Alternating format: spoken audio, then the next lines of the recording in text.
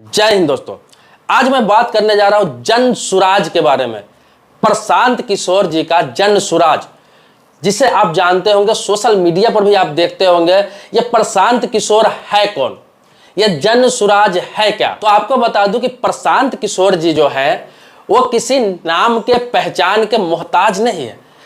आपको बता दूं कि प्रधानमंत्री नरेंद्र मोदी जो पहली बार प्रधानमंत्री बने थे 2014 में, तो उनकी चुनावी जो कैंपेन थी, आइडियाज थे, उनकी रणनीति कैसे तैयार किया जाता है, ये सारे चीजों इनके टीम ने ही तैयार किया था और टीम ने ही सहयोग किया था और उनको प्रधानमंत्री बनने में मदद किया था। इसके अलावा लालू प्रसाद और नीतीश कुमार जी की जो सरकार बनी थी गठबंधन में, बिहार में जो चुनाव हुआ था, जो बीजेपी से नीतीश कुमार भागे थे, उस टाइम की बात है, तो उस टाइम भी प्रशांत किशोर जी ने ही उनका रणनीति तैयार किया था और वो काफी भारी बहुमत से आरजेडी और जेडीयू का गठबंधन से फिर से सरकार बना था। हालांकि बाद में नीतीश कुमार फिर जाकर पलट के चले गए। इसके अलावा आपको बता दूं कि भारतीय जनता पार्टी और शिवसेना का जो गठबंधन था, जो पहली बार उद्धव ठाकरे मुख्यमंत्री बने थे, वो तो कांग्रेस के सहयोग से बने थे और आपको बता दूं एनसीपी के सहयोग से बने थे, लेकिन चुनाव लड़े थे वो बीजेपी के साथ मिलकर। तो उसका भी चुनावी कैंपेन तैयार किया था प्रशांत किशोर जी ने ही तैयार किया था। सारा रणनीति प्रशांत किशोर जी ने ही तैयार किया था। इसके अलावा ममता बनर्जी इस बार मुख्यमंत्री बनी है, उनका भी चुनावी रणनीति पूरा प्रशांत किशोर जी ने ही तैयार किया था। ये तो सिर्फ आपको एग्जाम्पल बता रहा हूं, ऐसे ऐसे बहुत सारे राज्यों में जो प्रशांत किशोर जी के द्वारा रणनीति तैयार किया गया है और उनकी सरकारें बनी है, कहीं भी ये फेल्योर नहीं हुए हैं। तो ये बहुत बड़े पीक पर है, अच्छे खासे इनका समझिए तो टीम का अर्निंग भी है,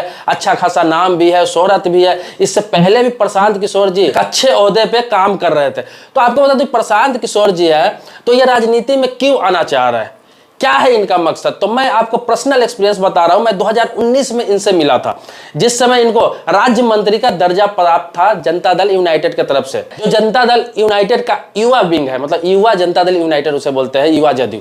तो उसमें मैं भी आपको बता दूं कि मुजफ्फरपुर डिस्ट्रिक्ट में महानगर अध्यक्ष हुआ करता था। तो आपको बता दूं उस टाइम क्या था कि उस टाइम एक मीटिंग हुई थी मुख्यमंत्री आवास में और वहां पे बुलाया गया था प्रशांत किशोर जी की तरफ से। हर जिले से जितने भी उनके युवा विंग का कार्यकर्ता था उनको बुलाया गया था और वहां पे मीटिंग हुई थी।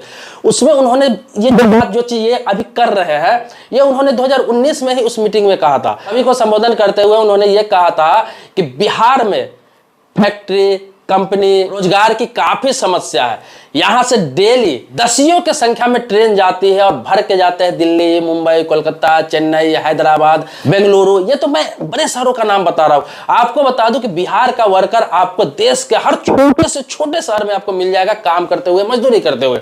इसके अलावा बता दूं आप यहां तो Dubai, Qatar, Bahrain, Saudi, Iraq, Iran, कौन सी ऐसी जगह नहीं है, गल्फ कंट्री, यूरोपियन कंट्री, जहां पे बिहार के आपको मजदूर वहां पे साफ सफाई का काम करते हुए, कोई मैकेनिक का काम करते हुए, कोई टेक्नीशियन का काम करते हुए, कोई कुछ करते हुए, कोई वहां बिल्डिंग कंस्ट्रक्शन में काम करते हुए, राजमिस्त्री का काम करते हुए, ड्राइवरी करते हुए, देश से लेकर विदेश तक पूरे दुनिया में हर जगह बिहारी आपको मिल जाते हैं। क्यों मिल जाते हैं? और जगह के लोग क्यों नहीं मिलते हैं? तमिलनाडु के लोग हर जगह क्यों नहीं मिलते हैं? बेंगलुरु के लोग हर जगह क्यों नहीं मिलते हैं? तेलंगाना के लोग हर जगह क्यों नहीं मिलते हैं? गुजरात के लोग हर जगह क्यों नहीं मिलते हैं? महाराष्ट्र के लोग हर जगह क्यों नहीं मिलते हैं? इसलिए नहीं मिलते हैं कि इन सभी स्टेटों में रोजगार का सरकारों ने अच्छे साधन बना रखा है। ग्रामीण स्तर से लेके आपको बता दूं राज्य स्तर तक अच्छे साधन बना रखा है। नेशनल स्तर तक उन्होंने सारी व्यवस्था कर रखी है कि वहां के लोगों को, मजदूरों को दिक्कत नहीं हो। और यही कहना था प्रशांत किशोर के कि बिहार में क्यों नहीं ये किया जा सकता है। बिहार में भी ऐसे बहुत सारे सैकड़ों एकड़, हजारों एकड़ जमीन ऐसे फालतू पड़ा हुआ है जिसमें ना सरकार इस्तेमाल कर रही है, ना कोई जनता इस्तेमाल कर रहा है, जिसे बंजर भूमि कहा जाता है, प्रति भूमि कहा जाता है, जिसमें बाढ़ आ जाता है, दह जाता है या फिर कोई फसल नहीं होता है। ऐसे बहुत सारे जहां कल कारखाना लगाने का इजाजत दिया जा सकता है, परमिशन दिया जा सकता है, सरकार की तरफ से वो जगह अलॉट की जा सकती है और यहाँ भी कंपनी फैक्ट्री लगाया जा सकता है। जरूरी नहीं कि एक साथ 2000, 4000, 10,000 फैक्ट्री कंपनी लगा दिया जाए। एक एक करके हर साल 2, 4, 5 का मंजूरी दिया जा सकता है। और 20 सालों से नीतीश कुमार की सरकार है, 15 साल राष्ट्रीय जनता दल की सरकार रही है, दोनों मिलाकर लगभग 35 सालों से वहां राज कर रहे हैं, लालू प्रसाद से लेकर नीतीश कुमार तक। और आपको बता दूं आज तक एक भी ढंग का कल कारखाना वहां पे नहीं लगाया गया। अब कहा जाता है, आपने सुना होगा कि वहां कल कारखाना लायक जगह नहीं है, कल कारखाना फैक्ट्री वहां पे नहीं किया जा सकता है बिहार में। तो आपको बता दूं क्यों नहीं किया जा सकता है। भाई जिस समय आपकी सरकारें नहीं थी उस जमाने में, आज से 40 साल 50 साल पहले से वहां लगभग 20 25 30 40 चीनी मिल चल रहा था। जो कैसे चल रहा था, उस समय मिलें थी, उस समय फैक्ट्री थी, उस समय कंपनियां थी, और आप लोगों के आने के बाद सारी बंद हो गई और नया लगाने के बाद कहा जाता है तो यहां नहीं लगाया जा सकता। जब कोई साधन नहीं था, कोई व्यवस्था नहीं था, कोई बिहार के उतना फंड नहीं था, उस समय फैक्ट्री और कारखाना चल रहा था। लेकिन आज सारी व्यवस्था है, सारी फैसिलिटी है, फंड की भी कोई कमी नहीं है, फिर भी नीयत नहीं है सरकार का। तो प्रशांत किशोर का यही कहना है कि पूरे देश में हर जगह सरकारें वो बनवाते हैं, रणनीति करके, हर चीज करके। एक बार वो जन सुराज की सरकार भी बिहार में बनवाएंगे। हालांकि वो डायरेक्ट राजनीति में नहीं है, पॉलिटिक्स में डायरेक्ट नहीं आने, यहां भी वो पर्दे के पीछे से ही काम करेंगे। जन सुराज के लिए काम कर रहे हैं, मतलब कि जन सुराज से सारे 243 सीटों पर कैंडिडेट खड़ा होंगे और हर सीट पर जन सुराज का कैंडिडेट होगा। हो सकता है कहीं एक सीट से प्रशांत किशोर जी भी लड़े अगर जन सुराज कहे तो, लेकिन इनका पर्सनल हित इसमें कुछ भी नहीं। अगर पर्सनल हित होता तो रणनीति करके अपने टीम के द्वारा किसी पार्टी में अभी चले जाए। आपको बता दूं प्रशांत किशोर जी का इतना वैल्यू है, इतना इज्जत है, इतना मान सम्मान है, चाहे मीडिया जगत में हो, चाहे आपको राजनीति जगत में हो, कि प्रशांत किशोर जी आज के डेट में किसी भी पार्टी में चला जाए और उनके लिए सिर्फ काम करने लगे। आपको बता दूं उनको राज्यसभा का सदस्य उसी महीने में निर्वाचित कर दिया जाएगा। वो राज्यसभा सांसद हाथों हाथ बन जाएंगे, या फिर कहीं से भी लोकसभा का टिकट देकर उन्हें लड़ाया जा सकता है, या फिर कहीं से वो एमएलए बन सकते हैं, एमएलसी बन सकता है, यहां तक कि आपको बता दूं कि राज्यों से लेकर केंद्र में मंत्री बन सकते हैं। अगर वो थोड़ा सा भी अगर उनके मन में लालच आ जाए कि नहीं मैं पर्सनल व्यक्तिगत अपने लिए सोचूंगा तो। लेकिन उनका ये सोच ही नहीं है, ना कभी उन्होंने ऐसा डिमांड किया किसी से। अन्यथा उन्होंने जितनी सरकारें बनवाई है, ये नहीं कह रहा हूं कि उन्होंने बनाई है, उनके सहयोग से वो चाहते तो कुछ भी डिमांड रख के अपना एक पद ले सकते थे। यहां तक कि नीतीश कुमार की सरकार में उनके राज्य मंत्री का दर्जा प्राप्त था। 2019 की बात बोल रहा हूं। एक मंत्री का दर्जा प्राप्त इंसान आगे चल के उनका और भी प्रमोशन हो सकता था, लेकिन उन्होंने लात मार दिया, छोड़ दिया, क्योंकि उन्हें डायरेक्ट खुद से राजनीति नहीं करना था। उन्हें बिहार का भविष्य दिख रहा था और उनको नीतीश कुमार में बिहार का कोई भविष्य नहीं देखा, क्योंकि उन्होंने सोचा कि भाई 15-20 साल से ये व्यक्ति है और कुछ डेवलपमेंट नहीं हो रहा है, अगर इसके जिताने में, इसके पार्टी के लिए मैं सहयोग कर रहा हूं तो बिहार के विनाश में उनका भी हाथ रहेगा। क्योंकि ये नीतीश कुमार जी है, इनको सिर्फ मुख्यमंत्री का सीट चाहिए, चाहे इधर होकर चले जाए चाहे इधर होकर चले जाए, मुख्यमंत्री यही रहेंगे। अभी आप देख रहे होंगे बिहार में भीषण कोसी का जो सारता हो गया, मधेपुरा हो गया, ये सब एरिया में इतना भीषण बाढ़ आया हुआ है, जो आपको बता दूं कि बहुत ज्यादा लोग प्रभावित हो गए हुए हैं, लाखों की संख्या में, जिनका घर बह गया, खाने के लिए नहीं है, रोजगार के साधन था, मवेशी था, खेती बाड़ी था, सब बह गया, सब खत्म हो गया। सब कुछ होते हुए अभी एक टाइम का, एक वक्त का खाना खाने के लिए मोहताज है। इस समय सरकारें कहां है, क्या करेंगी? जो लोग मरे हैं उसके लिए मुआवजा घोषित कर दिया जाएगा। जिसका जमीन बह गया हो तो खत्म हो गया, घर बह गया, मान लीजिए 4-4 लाख रुपया अगर मुआवजा पर परिवार को दे दिया जाएगा। बता दूं कि जिसका लाखों का जो घर दह गया, किसी का परिवार का व्यक्ति मर गया, आपका उसका कारोबार खत्म हो गया, सबकी खेती बाड़ी खत्म हो गया, क्या ये 4 लाख रुपया मुआवजा लेके उसका जिंदगी फिर पहले जैसा हो सकता है? पहले से बेहतर हो सकता है? कभी नहीं हो सकता है। इससे बेहतर है कि कोई भी समस्या है उसका समाधान, निदान का प्रयास किया जाए, उसको समस्या का समाधान खोजा जाए। जब आपको पता है कि हर साल ये चीजें होती है तो उसका निदान खोजने का प्रयास किया जाए, ये नहीं कि सिर्फ मुआवजा देके हाथ छुड़ा लिया जाए, पीछा छुड़ा लिया जाए। तो प्रशांत किशोर जी का सबसे ज्यादा जो फोकस है, सबसे ज्यादा, ये तो सेकेंडरी मैटर, सबसे ज्यादा फोकस क्या है? उनका रोजगार पे फोकस है कि बिहार का जो लाखों करोड़ों की संख्या में लोग ट्रेन भर भर के जाते हैं, आप देखेंगे बिहार से जाने वाली ट्रेन कभी भी खाली नहीं मिलेगी। आपको बता दूं कि अभी छठ का त्योहार है, दीपावली का त्योहार है, आप दिल्ली, मुंबई, कोलकाता, चेन्नई, बेंगलुरु, आपको बता दूं अलावा हैदराबाद, बहुत जो बड़े शहर का नाम ले रहा हूं, छोटे छोटे शहरों के स्टेशनों पे चले जाइए, लोग गांव जाने के लिए जो ट्रेन इधर से जाएगी, लोग बाथरूम तक में बैठ के जाते हैं, ट्रेन में लटक कर जाते हैं, ट्रेनें नहीं मिलती है। यहाँ से बस भी जाती है, बस से लोग भर भर के जाते हैं, और भी साधन से भर भर के जाते हैं। अब पता कितने लोग बिहार के बाहर रहते हैं कि उस समय ऐसा हो जाता है कि लोगों को जाने के लिए जगह नहीं मिलता।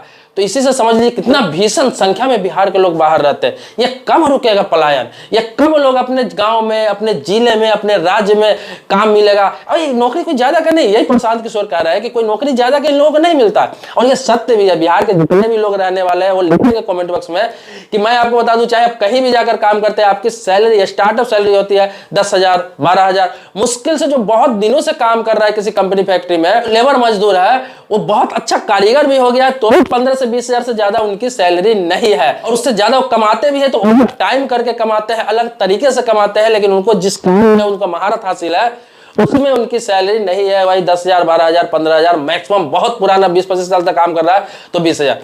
तो आपको बता दूं, ये कमाने के लिए घर छोड़ना पड़ता है, अपने बच्चों को छोड़ना पड़ता है, अपने परिवार को छोड़ना पड़ता है, अपने समाज को छोड़ना पड़ता है। तो ऐसे काम अगर मिल जाए अपने बिहार में, वही काम, वही सिस्टम, वही फैक्ट्री, वही कंपनी, वही साधन जिसमें 10,000, 12,000, 15,000 इंसान अपने राज्य में, अपने जिले में, अपने गांव में, अपने घर पर रह के कमा ले, तो फिर क्या जरूरत है ऐसे परिवार को छोड़ के अकेले अनाथों वाली जिंदगी जीने की और जाके बाहरों में जलील होने का, बिहारी के नाम पर गाली सुनने का? जरूरत ही नहीं। देखिए, उनके लिए तो बहुत सारी बातें हैं, बहुत सारी बातें और बहुत सारी अच्छाइयां। कोई तो है, कोई युवा तो है जो आज बिहार की फिक्र कर रहा है, वहां के मजदूरों का फिक्र कर रहा है, वहां के किसानों का फिक्र कर रहा है, वहां के कामगारों का फिक्र कर रहा है, वहां के स्टूडेंट का फिक्र कर रहा है, वहां के बेरोजगारों का फिक्र कर रहा है। तो आप लोगों से अपील है, अगर बिहार के रहने वाले हैं तो नीतीश गए तो लालू जी आए, लालू जी गए तो नीतीश जी आए। यही 35-40 सालों से चल रहा है। अब एक बार आप कुछ नया ट्राई कीजिए, नए लोगों का मौका दीजिए। एक बार जन स्वराज को आप मौका जरूर देंगे। अगर वो मैदान में आ रहे हैं, चुनाव लड़ रहे हैं उनकी पार्टी, तो आप लोग से अपील है, चाहे वो हिंदू हो, मुस्लिम हो, चाहे जातियों में बट के भी कोई जाति को का हो, आप इस बार आप जाति आप मत देखिए। अपने बिहार का विकास देखिए, अपने समाज का विकास देखिए, अपने जिले का विकास देखिए, अपने राज्य का विकास देखिए। एक बार प्रशांत किशोर जी के पार्टी को जरूर आप समर्थन करें, जरूर उनको वोट देकर देखें। अगर नहीं खड़े उतरेंगे तो अगले दिन उनको हटा देना आप। लेकिन एक बार भरोसा करिए, मैं गारंटी से कह रहा हूं कि आपको वो दिन तो नहीं देखना पड़ेगा जो अभी देखना पड़ रहा है। इससे बेहतर और अच्छा भविष्य आपके बच्चों को जरूर मिलेगा, क्योंकि ये बंदा कोई नॉर्मल बंदा नहीं है, बहुत ही ज्ञानी बंदा है, बहुत ही एजुकेटेड बंदा है, बहुत ही पूरा दुनिया घूमा हुआ बंदा है।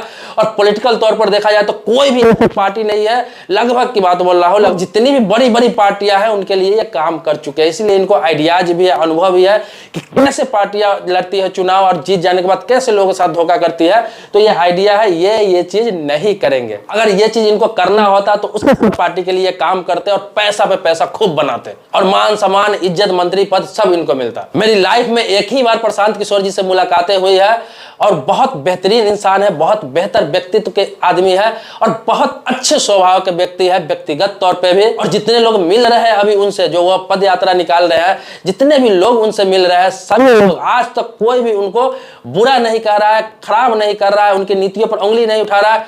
बुरा कौन कर रहा है, खराब कौन कर रहा है, उनकी नीतियों पर कौन उंगली उठा रहा है?